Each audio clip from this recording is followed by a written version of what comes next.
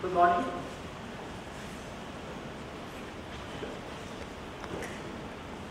So, I first thanks to the organizer for giving me this wonderful opportunity to present our work, and I also thanks to my previous speaker for their wonderful talk. I enjoyed.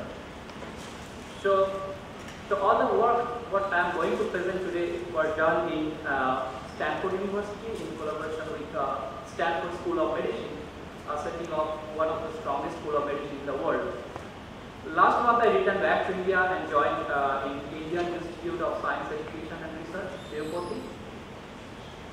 So I'll divide my presentation in two parts. First part will be the discussion with instrumentation, what we have developed, and then the second part will be the application on different types of cancer. So I'm going to present you on cancer diagnosis and margin analysis by molecular assessment of biopsy placement using mass spectrometric imaging. So I'll give you a brief introduction first about the technique what we use. What is mass spectrometry? So I believe most of you are familiar with this technique. Mass spectrometry is a highly sensitive analytical technique that can transfer the molecule from condensed phase to gas phase, followed by the ionization by recording mass to charge ratio. So, for example, if you have a molecules like A, B, C, G, so in the mass spectrum you get a plot that will give you the ratio of this species, mixture of these species. So I'll take you to the brief history of mass spectrometry. So first mass spectrometer was set up by J.J. Thomson, who is also known as the discoverer of electron. So when he first set up the instrument, he wrote, "I feel sure that there are many problems in chemistry which could be solved with far greater ease, but by this than any other method. The method is surprisingly sensitive, requires an infinitesimal amount of material, and does not require this to be specially purified. And the technique is not difficult if the appliances for producing high vacuums are available. And that time, few good technologies were there to make high vacuum. But nowadays, you know that there are plenty of high vacuum systems are available. So now, his student Aston, he built up more mass spectrometer and identified more than 200 naturally occurring isotopes. And during this time, most of the development and the applications were politically influenced in the mass spectrometry field because of the World War. And that led to the discovery of uranium-235 isotope, and that was needed for making atomic bomb. And then the World War stopped. Science saw a new horizon with many developments in biology. Probably you will agree with me. Then the technology for producing high vacuum was discovered, and the person, Wolfgang Paul, he introduced the quadruple ion trap technique, which are now routinely being used in most of the modern mass spectrometer. And then John Fenn, who is credited for the discovery of electrospray ionization, he received Nobel Prize in 2002 in chemistry, and all these are Nobel laureates I am presenting here. And he shared the Nobel Prize in chemistry with Koichi Tanaka, who developed another mass spectrometric technique that's called matrix-assisted light resorption ionization technique. So I'll give focus on the technique developed by John Fenn because our technique is quite similar to the technique developed by him. So that's a soft ionization technique, electrospray ionization. So you inject the analyte solution through a narrow capillary, which is kept at very high potential, and that causes the spraying of charged aerosol containing the analyte molecule. So then a series of events occur here, like solvent evaporation, Coulomb fission, until you get the negative charge analyte molecule for their mass to charge ratio analysis using a mass spectrometer. And it introduced a revolution in biology and chemistry because the technique could ionize the protein, large biomacromolecules like proteins, peptides, nucleic acids, and all that. And he mentioned in the Nobel lecture that a few years ago, the idea of making proteins or polymers fly by electrospray ionization seemed as improbable as flying elephant. But today it is a standard part of modern mass spectrometry. So now I'll take you to our technique what we use. That's called desorption electrospray technique. We produce very high velocity charged microdroplets that is allowed to strike the substrate, which might be a tissue, cross-section of the tissue on a microscopic slide. And that causes the splashing of secondary droplet that can extract the molecules existing on the surface of the drop species, the pigment, and that can carry those molecules to the mass spectrometer for their analysis. So now we can move the microscopic slide into dimension X and Y, and then we can link the spatial coordinate, information of spatial coordinate to the individual mass spectrum acquired from the pixels, each pixel. And then we can overlay those mass spectrum and construct these images. So if you acquire or detect thousands of ion signals in a mass spectrum, that means you are acquiring thousands of ion images in one shot. So this is our workflow. First is the surgical resection or biopsy, by which we get the placements, and then extraction of the placement, cross-section of the placement sent to the pathological laboratory for histopathological evaluation, and the nearest adjacent section is sent to us for mass spec imaging. And what we do with mass spec imaging, we record the metabolite and lipid profile by imaging. That means we get the molecular information from the biopsy placements or the tissue placement. And we know that cancer cells reprogram their metabolic pathway to meet their abnormal demands for proliferations. And once we can detect and record the capture the metabolites and lipid profile, that means we can identify some of the biomolecules which could be a potential biomarker for cancer detection. And so we make a training set, and then we correlate the training set with this histopathology, and we build a classifier because we are acquiring few hundred thousand mass spectrum data from the training set, and we need to play with heavy statistics. So we first build a classifier using a statistics technique, and then we test the classifier performance of the classifier on an independent set of samples. That's called the validation set. So here are the collaborators. The project is highly interdisciplinary, as you can see. We had a collaboration with Stanford Chemistry, Stanford School of Medicine, Stanford Statistics, and many people involved. There are a few of them. So we are the chemists, and we had surgeons, doctors, pathologists here, and the statisticians. We work on different types of cancer, like prostate cancer, gastric cancer, and pancreatic cancer for cancer surgical margin evaluation. I'll first take you to the prostate cancer, which is the most common cancer in men, and the incidence rate is more in the west compared to the east, and that's probably due to many reasons. Among them, the lifestyle and diet are the influential factor.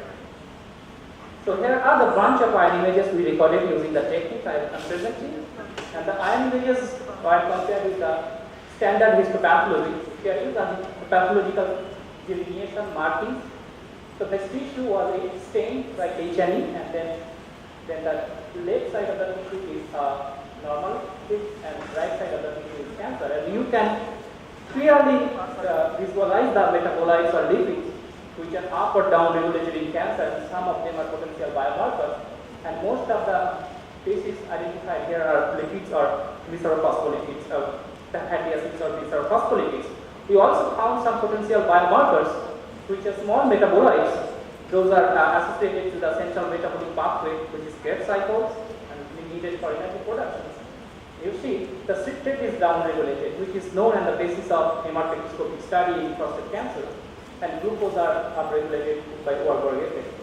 And there are several other species who we found up or downregulated in cancer, prostate cancer, and we link that profile to the metabolic pathway.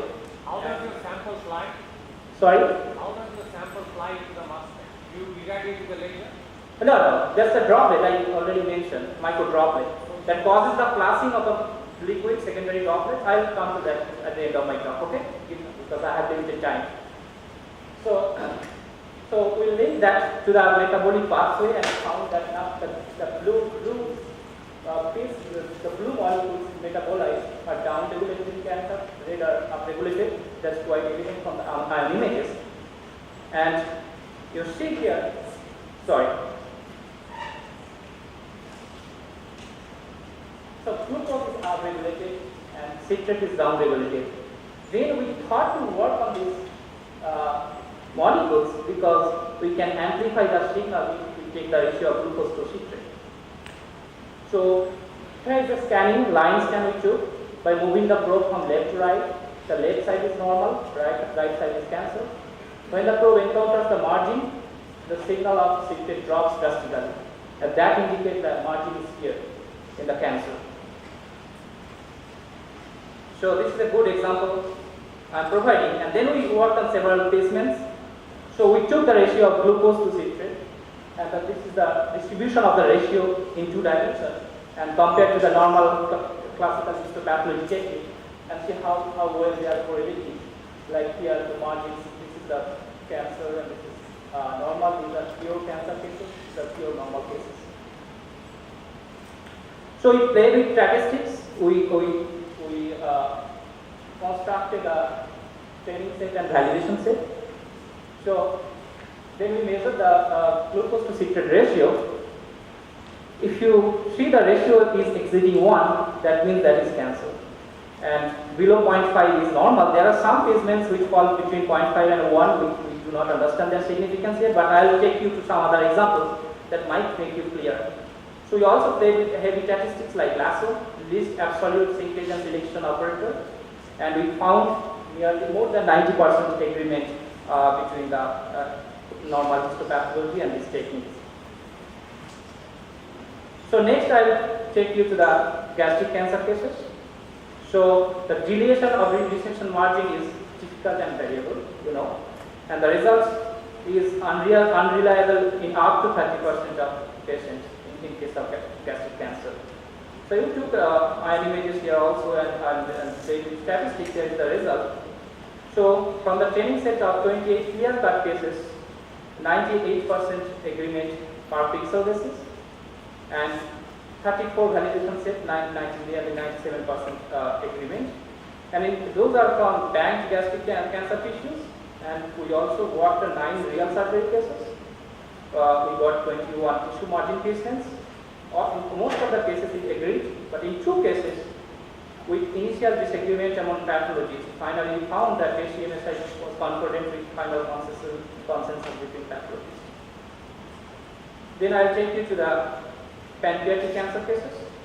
So we found nearly 98% agreement, and we worked on 32 real surgery cases, and we found agreement with histopathology for 24 patients, and disagreement 8 patients. What happens here? The disagreement on 8 patients. Let us follow up those patients. So the margins are found to be positive by HCMSI, our technique, and negative by Trojan section analysis.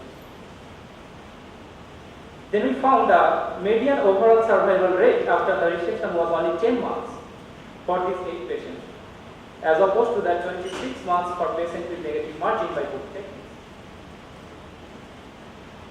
So this observation suggests that our method, as opposed to the standard method to date, was able to detect tumor involvement at the margin in patients who develop early recurrences, because we are not looking at the morphology, we are detecting the molecule, the potential biomarkers. So finally, I will end my talk by giving you one breakthrough news. The work done in the laboratory of Dr. Livia S. Everling, who was my collaborator and lab mate in Stanford, and now she's moved to University of Texas. He made this device. So just a couple of weeks back, she reported, he made this device that works with a similar technique what I presented, and you can use this, it's called this mass spec pen. You can use this pen to touch you can use it intraoperatively, and you can touch the pen, tip of the pen on the tissue, and it will give you the signal of cancer or normal within 10 seconds. And that was based on the mass spectrometry technique. So here are 3 capillaries connected There is a droplet flow which dissolves the metabolites from the tissue, and then there is a nitrogen gas flowing from this endocapillary that pushes this liquid and carries the liquid to the mastectomy. And the accuracy, we tested this on different cancers like breast, lung, thyroid, and ovarian cases. The accuracy is more than 96%. That's all. So the final conclusion is Banerjee MSI can play an increasingly important role in distinguishing benign and cancer tissue. And information of hundreds of metabolites we are acquiring and within few minutes. So to detect cancer, it takes less than a second from a point by this technique. So this is the ambient ionization technique, works at room temperature, normal air pressure, and this can remarkably influence the pathological practice for tumor surgery. So our future plans, so I started setting up my lab here. So our plan is classifying the cancer grade or stage based on this lipid biomarker study. And there are different types of cancer, and metabolic profiles of different cancers are likely to be different. So that invites further exploration in this field, and we also need large cohort of samples, investigate large cohort of samples to implement this as a standard pathological technique before implementing. So mapping and this different distribution of lipid or metabolites, we can capture the metabolic flux, and that can suggest the biochemistry of some unknown behavior of cancer cells. And the final goal is making this method a standard operating procedure in future. Thank you very much for your attention. We have time for one question. Good question.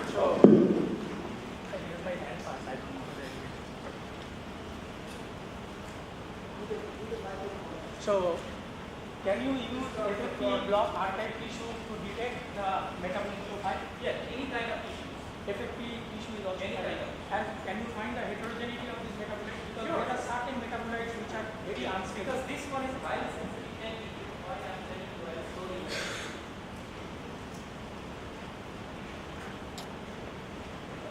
So you see here, we detected salicylate, and that's not a human metabolite. It comes from aspirins. That means the patient was treated with aspirins, and that gets injected in the tissue. Even if there is a femtomal amount of samples that can be detected by this technique.